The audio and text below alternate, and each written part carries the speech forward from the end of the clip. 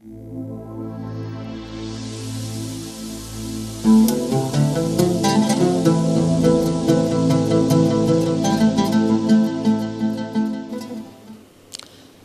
pemirsa TV yang dirahmati Allah, ada sebuah syair yang dikirim oleh hamba Allah nih, enggak ditulis namanya, seharusnya ditulis saja namanya. Selamat menjalani bulan Rabiul Awal dengan senandung lagu Maulid. Malam 12 Rabiul Awal ni bawatenyan nyata ambia, bawate subuh malam senanyan ni bawatenyan lahi maulana, lahi di nabi di nanggro Makkah, masa tunggajah gesebut nama, kerja gepenan yo nyantun gajah, Raja Abraha kenan jiteka, mak Nabi Siti Aminah, Abdullah nama ayahna, wafat Nabi Islam nekebah ngan kitab Allah Quran yang suci, wajib getanyo Bandung tapubut siapa ya usaha Nabi. Bagus ya, bagus, cuma namanya tidak ditulis ya. Sudah saya baca ya, dari pemirsa, dan kita juga menerima SMS yang lain tentang Rasulullah. Tanya apa saja tentang Rasulullah, insya Allah saya akan menjawabnya. Saya tunggu. Boleh juga telepon langsung, kita bicara tentang Rasulullah Sallallahu Alaihi Wasallam. Pemirsa TV yang dimuliakan Allah ya. Mencintai Rasulullah itu bukan hanya kita membesar-besarkan maulid, kenduri besar-besar misalnya ya. Tapi yang disebut mencintai Rasulullah yang asli adalah melaksanakan segala perintah Allah yang diperintahkan oleh Rasulnya dan meninggalkan segala larangannya. Itu mencintai Rasulullah yang sangat benar.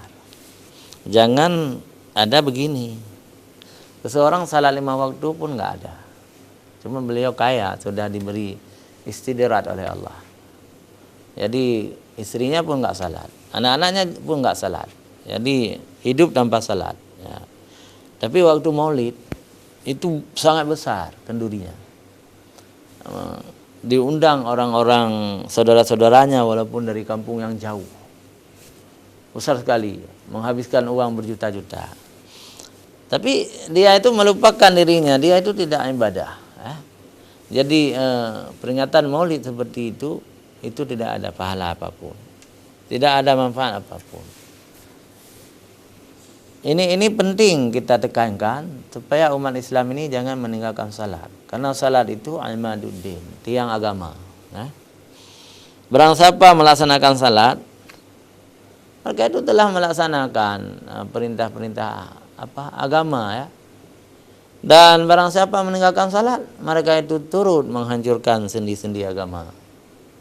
Maka salat di atas segalanya, puasa juga, zakat, haji. Jadi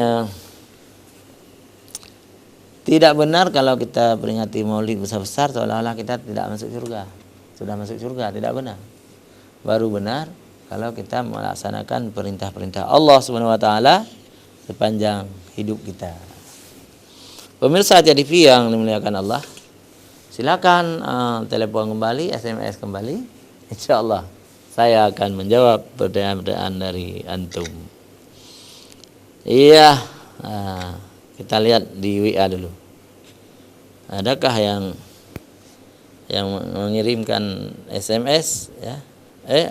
WA? Ya, ini dia. Ada nampaknya. Ya. Assalamualaikum Ustaz Amir. Waalaikumsalam warahmatullahi wabarakatuh. 3 peristiwa besar di bulan Rabiul Awal. Yang pertama dikaitkan dengan lahirnya Rasulullah sallallahu alaihi wasallam 12 Rabiul Awal. Yang kedua dikaitkan dengan hijrah Rasulullah sallallahu alaihi wasallam bulan Rabiul Awal juga ke Madinah. Dan yang ketiga, wafat Rasulullah juga bulan Rabiul Awal.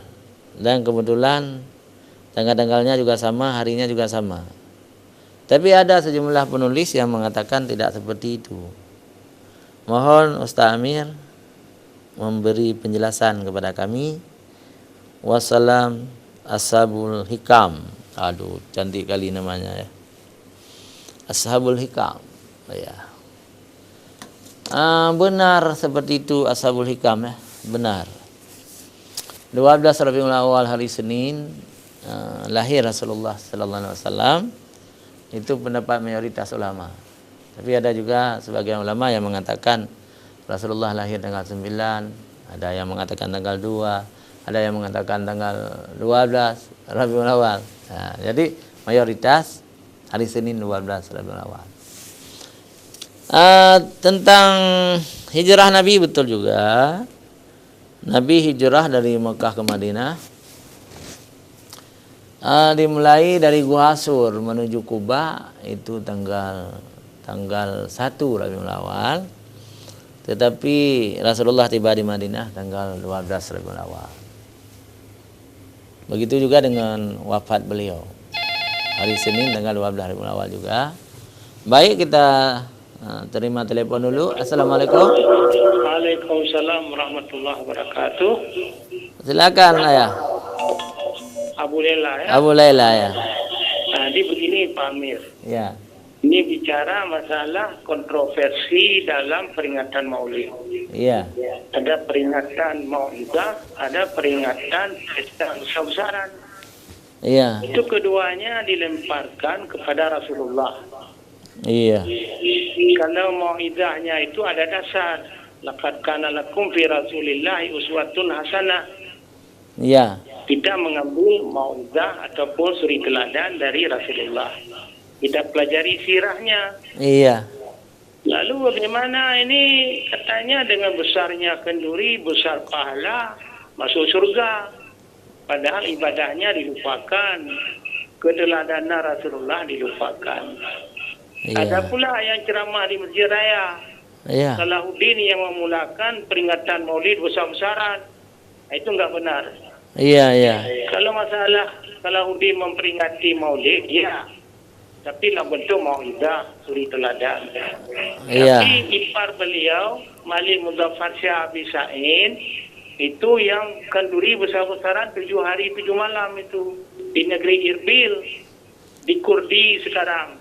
Sedangkan Salahuddin di Mesir. Jadi oleh karenanya, apa tujuan Malik Muzaffar Shah Abisain berkenduri? Karena untuk menggentarkan hati tentara Mongol yang ingin menjarah negara Islam. Jadi siang malam konsinyir, siang kenduri, malam peringatan Maulid. Jadi itulah artinya orang-orang Mongol tidak jadi menyerbu negeri Irbil. Lalu sekarang besar-besarannya kita kenduri Maulid itu tujuannya apa? Ini pertanyaan. Kalau untuk mempersatukan umat, adakah bersatu sesudah Maulid? Kalau untuk membakar semangat, adakah semangat umat Islam naik sesudah Maulid? Kalau untuk meningkatkan derajat, adakah umat Islam gairah belajar agama dan beribadah sesudah peringatan Maulid? Ini soalan yang banyak sesudah Maulid. Kita mengunjungi dokter penyakit dalam karena tekanan darah, kolesterol, gula darah tinggi semuanya. Akhirnya ada setengahnya di opname. Malah ada setengahnya lumpuh, na'udzubillah. Jadi inilah barangkali yang perlu kita tekankan, bahwa kenduri itu memang ada tujuannya. Kalau tujuannya baik, itu baiklah itu. Tapi yang diubuat, yang digembar-gemborkan itu masuk surga dengan kenduri Maulud. Makanya ayam yang sudah ditangkap 1 minggu dikurung untuk kenduri Maulud, anaknya sendiri nggak dikasih makan. Itu untuk bupati, untuk camat, untuk semuanya dibawa ke masjid. Yang penting hidangan saya lebih besar. Inilah bermegah-megah dalam kenduri Maulud. Barangkali ini aja kita perbaiki. Wassalamualaikum warahmatullahi wabarakatuh. Waalaikumsalam. Ayahanda Abu Laila cukup bagus. Saya pikir harus kita pedoman kepada yang dikatakan oleh beliau. Karena jarang orang yang berani seperti Abu Laila. Sesungguhnya memang demikian. Ya. Maulid ini sebenarnya mauidahnya, pelajaran, teladan. Ya. Bukan berlomba-lomba membesar-besarkan kampung ini harus kita kalahkan. Kita harus lebih besar dari kampung A. Kampung B ini harus lebih besar. Nanti orang kampung C, kita harus kalahkan kampung B. Kalau kampung B ada 10 lembu, kampung C itu 15 lembu. Jadi kalau sudah ke dunia seperti itu, Rasulullah tidak membutuhkan apa-apa dari kita. Karena sebenarnya menurut yang kami tahu, memang Maulid Rasulullah itu baru ada tahun 583 atau 55 atau 85, 585. Ya, di zaman Abu Mudzaffar Abu Sa'id itu ya, paman Salahuddin Al-Ayyubi. Dan kalau nggak salah saya mereka juga Syiah, bukan Ahlussunnah wal Jamaah. Jadi tapi kemudian Salahuddin Al-Ayyubi masuk mazhab Syafi'i, meninggalkan Syiahnya. Tapi pamannya kalau nggak salah tetap Syiah. Pemirsa TV yang dirahmati Allah, ya. Inilah yang telah terjadi di dunia. Mungkin mereka terlalu cinta kepada Rasulullah Sallallahu Alaihi Wasallam, karena terlalu cinta, berlebih-lebihan cinta, akhirnya bergeserlah dari cinta. Terlalu cinta, berlebih-lebihan cinta, akhirnya bergeser dari cinta sejati. Coba bayangkan, di Masjid Barbari di India, masjid itu pernah dibakar oleh orang-orang Hindu. Tapi di dalam masjid itu ada telapak kaki Rasulullah. Ada telapak kaki Rasulullah. Jadi ada khadamnya. Siapapun yang ingin melihat telapak kaki Rasulullah harus bayar kepada khadam. Khadam tidak kerja apa-apa kecuali hidup dan matinya turun-temurun dari sedekah-sedekah menampakkan telapak kaki Rasulullah kepada pengunjung. Hal yang sama juga pernah kami lihat, ya. Saya dengan Abu Laila pernah ke makam Imam Syafi'i di Mesir. Ternyata di balik karpet, ya, dekat makam Imam Syafi'i itu juga ada sebuah batu yang berlubang. Itu juga dikatakan telapak kaki Rasulullah Sallallahu Alaihi Wasallam. Ketika kita tanya, Rasulullah kan tidak pernah ke Mesir, dikatakan oleh mereka itu telapak kaki dari batu itu diambil waktu di Madinah. Jadi sama juga dikomersilkan, ada khadamnya. Yang lebih parah lagi di Istanbul, Turki, ya. Ada museum Topkapi di situ. Di situ disimpan pedang Rasulullah, janggut Rasulullah, rambut Rasulullah, gigi Rasulullah yang patah, jubah Rasulullah, juga pedang dari sahabat Rasulullah, pedang Abu Bakar, pedang Umar, pedang Utsman, pedang Sayyidina Ali. Di satu sisi memang bagus untuk melestarikan, jangan terbuang, ya. Jangan terbuang itu benda-benda yang penting karena pernah digunakan oleh junjungan kita. Tapi di sisi lain bisa merusak akidah. Bisa merusak akidah orang-orang yang berkunjung ke sana, ingin mengambil barakah dari rambut Rasulullah, dari cincin Rasulullah, dari janggut Rasulullah. Itu tidak pernah diajarkan oleh Islam. Pemirsa TV yang dimuliakan Allah, Islam ini sebenarnya mudah, ya. Mudah. Tidak perlu ditambah-tambah apa yang telah diwahyukan oleh Allah dan Rasulnya, ya. Yang diajarkan oleh Rasulullah itu yang kita kerjakan. Yang tidak diajarkan enggak usah. Kalau kita tambah-tambah ibadah dalam Islam itu bisa terjerumus kepada bid'ah. Jadi kita laksanakan saja seperti yang diperintahkan oleh Allah dan Rasulnya berdasarkan hadis-hadis Rasulullah, hadis-hadis sahih, hadis-hadis hasan, hadis-hadis kutubus sittah, kitab Bukhari, Muslim, Abu Daud, Tirmidzi, Nasai, Ahmad, Ibnu Majah, ya. Jadi Ibnu Hibban. Di situ kita pedoman ke situ. Insya Allah kita selalu berada di Shiratal Mustaqim, di jalan Allah, jalan yang lurus. Kita tidak bisa membayangkan agama-agama ciptaan baru, beratus ribu agama, beratus-ratus agama di Jawa, yang mereka kemudian bergabung di dalam penghayatan ketuhanan Yang Maha Esa. Itu sangat bahaya tuh. Agama mereka ciptakan sendiri, kadang-kadang diambil juga sedikit dari ajaran Islam. Itu sangat berbahaya. Pemirsa TV yang dimuliakan Allah, silakan lagi mengirim SMS atau WA. Terima kasih juga kepada Ayah Abu Laila. Semoga beliau selalu sehat walafiat. Hujan yang turun semalam suntuk membuat badan kita kedinginan, apalagi orang-orang tua, ya. Saya juga dingin pagi ini. Saya juga sudah tua, dingin sekali. Hujan turun semalam suntuk. Tapi hujan itu rahmat. Kalau berlebihan, ada orang mengatakan jadi laknat karena banjir, ya. Tapi saya pikir tidak jadi laknat juga. Jadi kalau banjir juga akan membawa kesuburan tanah, ya, dibawa dari gunung, pupuk-pupuk, sehingga tanah-tanah di lembah-lembah itu akan menjadi subur. Ketika tanah menjadi subur, tumbuhlah pohon-pohon pisang yang besar-besar, tandanya pohon-pohon lain juga, itu rahmat.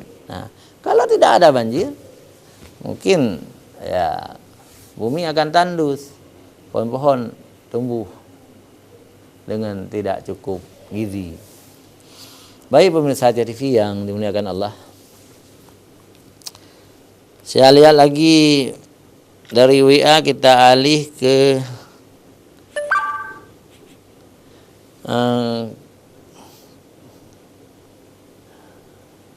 alhamdulillah sudah ada juga dari Bunda Sri Hartati di Kampung Mulia.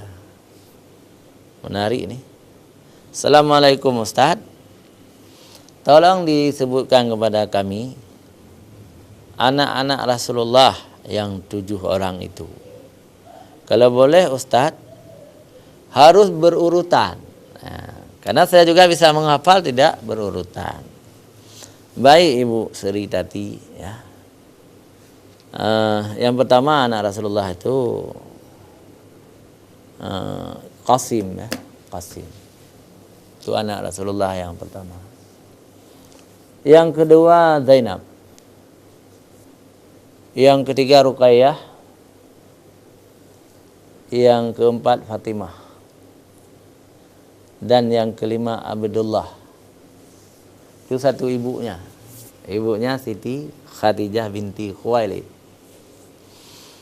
Rasulullah masih ada seorang anak dari wanita Mesir, Maryah Al-Qibtiyah, nama istri Rasulullah itu. Walaupun ada yang mengatakan bukan istrinya, hamba sahayanya, tapi kita anggap istrinya. Yang melahirkan anak Rasulullah yang bernama Ibrahim. Ibrahim. Anak-anak Rasulullah yang laki-laki meninggal di waktu kecil. Kadang-kadang usianya 18 bulan, 2 tahun, atau ada yang tidak sampai, ya. Tetapi anak-anak Rasulullah yang perempuan itu meninggal sudah dewasa, berumah tangga dan punya anak, kecuali Ummi Kalsum yang tidak punya anak. Tapi Zainab punya 2 anak, Ruqayyah punya 1 anak, Fatimah punya 5 anak. Fatimah suaminya Sayyidina Ali ya, Sayyidina Ali suaminya. Pemirsa TV yang dimuliakan Allah, kita lanjutkan tentang pribadi Rasulullah. Rasulullah yang sangat luar biasa. Beliau itu walaupun manusia biasa, tapi manusia luar biasa. Maksudnya apa? Beliau telah dipersiapkan oleh Allah SWT untuk menjadi rasul, pemimpin umat akhir zaman. Tentu ada yang luar biasa sama beliau. Yang pertama, irhas diberikan sebelum beliau menjadi rasul. Setelah beliau menjadi rasul, diberikan oleh Allah kepadanya mukjizat. Mukjizat Rasulullah sallallahu alaihi wasallam. Mukjizat-mukjizat itu cukup menarik kalau kita bahas. Pemirsa, jangan kemana-mana, kita kembali setelah jeda iklan berikut.